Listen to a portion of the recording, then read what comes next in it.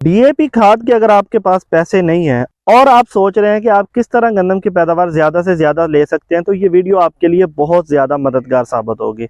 इस साल क्या मसला है कि बहुत सारी जगहों के ऊपर फ्लड आया है और वहाँ पे फसलें मुकम्मल तौर पर तबाह हो गई हैं, और दूसरा डीएपी का रेट इस दफ़ा बहुत ज़्यादा है, जिस वजह से किसानों को डीएपी के हसूल के लिए बहुत ज़्यादा दुश्वारी है।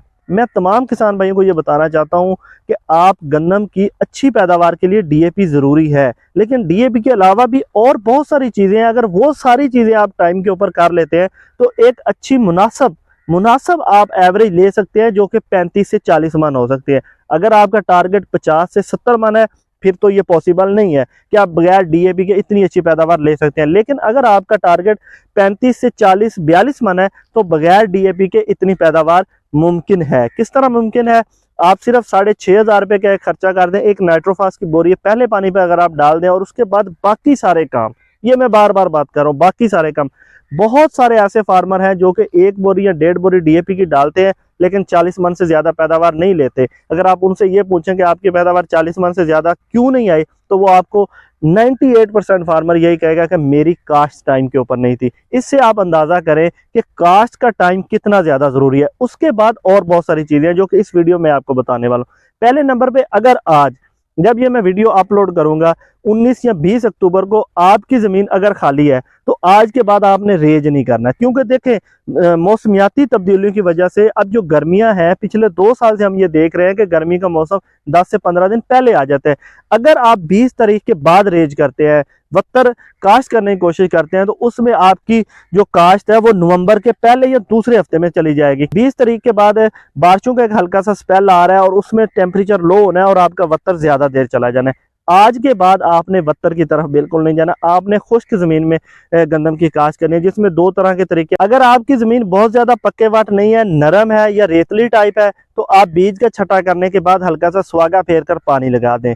और अगर आपकी जमीन बहुत भारी है या पक्की जमीन है या कलराठी टाइप जमीन है, जमीन तैयार करने के बाद पानी लगाकर उसमें आपने बीज का छटा कर देना है। इस तरह आपकी जो काश्त है वो जल्दी होगी। देखिए, आप एक चीज मिसिंग कर रहे हैं, फास्फोरस। तो बाकी चीजों को आपने जैसे कैसे बिल्कुल एग्जैक्ट टाइम के ऊपर करना है। उसके बाद आपने क्या करना है, उसके बाद आपने जो पहला पानी लगाना है, ये बात बहुत जरूरी है, वो आपने कुछ दिन पहले लगा लेना है। मतलब 3 दिन या 5 दिन या 4 दिन, आमतौर पर 20 दिन के बाद लगाया जाता है। आप 15 दिन के बाद लगा लें, 14 दिन के बाद लगा लें। वहां पे आप 1 बोरी नाइट्रोफास की लगा लें, जिसका रेट इस वक्त मार्केट में 6,400 रुपये है। उसके साथ आपको यूरिया की बिल्कुल जरूरत नहीं है, क्योंकि गंदम बहुत छोटी होती है। तो वहां पे आप 1 बोरी नाइट्रोफास की लगाएं। उसके बाद अगला जो मरला है, उसमें आप दूसरा और तीसरा पानी, उस पर आप यूरिया पे रहे। डीएपी की तरफ तो इस वीडियो में हम जा भी नहीं रहे, ठीक है। और उसके बाद जो अगली चीज है वो ये है कि आपने जड़ी बूटियों को बिल्कुल टाइम के ऊपर कंट्रोल करना है, क्योंकि इसमें अगर हम डीएपी नहीं डालते और बाकी कहीं किसी जगह के ऊपर भी गलती कर देते हैं, तो फिर हमारी पैदावार बहुत ज्यादा कम हो सकती है। दूसरे नंबर पे, आपने जड़ी बूटियों को बिल्कुल टाइम के ऊपर ठीक 25 से 35 दिन के अंदर आपने स्प्रे करना है। अगर आपकी स्प्रे से एक स्प्रे आप करते हैं, कहीं पे देखते हैं कि स्प्रे नहीं हुआ, जड़ी बूटियां पूरी कंट्रोल नहीं हुई, तो दूसरा स्प्रे करने में आपने डिले नहीं करना। उसके बाद अगली चीज आ जाती है गोब का पानी। अब गोब के पानी के बारे में अभी मैं कबल वक्त तो आपको नहीं बता सकता, लेकिन आप अपने जो मकामी फार्मर्स हैं उनके साथ मशवरा कर लेंगे, जो भी वैरायटी लगा रहे हैं उस हिसाब से किसी एक्सपर्ट से पूछ के कि यार ये गोब का सीटा कितने दिन पर निकालती है, तो उसका पानी आपने बिल्कुल एग्जैक्ट टाइम के ऊपर लगाना है, ऊपर नीचे बिल्कुल नहीं करना। उसके बाद आखिरी बात जो आ जाती है, सेकंड लास्ट बात, वो ये आ जाती है कि आपने जो आखिरी पानी है वो बहुत सोच समझ के लगाना है। मौसम को मद्देनजर रखना है कि यार किस दिन कितनी हवा चल रही है, हर चीज अब आपके मोबाइल की स्क्रीन पे आ जाती है। तो आप ऐसे दिनों का इंतखाब करें जहाँ पे आपकी गंदम को भी नुकसान ना हो, और कोशिश करें कि जहाँ पे हवा भी तेज ना चल रही हो। उसके बाद जब आपकी गंदम तैयार हो जाएगी, बहुत सारे फार्मर को मैंने देखा है गंदम तैयार हो जाती है और 15-15 दिन वो खड़ी रहती है, उसके बाद वो कटाई करते हैं। सिट्टे का ज़िया होता है, दाना गिरता है नीचे, तो भाई आपने वो काम भी बिल्कुल नहीं करना। जैसे आपकी गंदम तैयार हो, एक दिन का डिले नहीं करना। आपकी गंदम तैयार होती है 3 अप्रैल को, तो 4 अप्रैल नहीं होने देनी, 3 अप्रैल को उसकी कटाई करनी है, हार्वेस्टर से कर रहे हैं या जो भी आप मेथड अपना रहे हैं।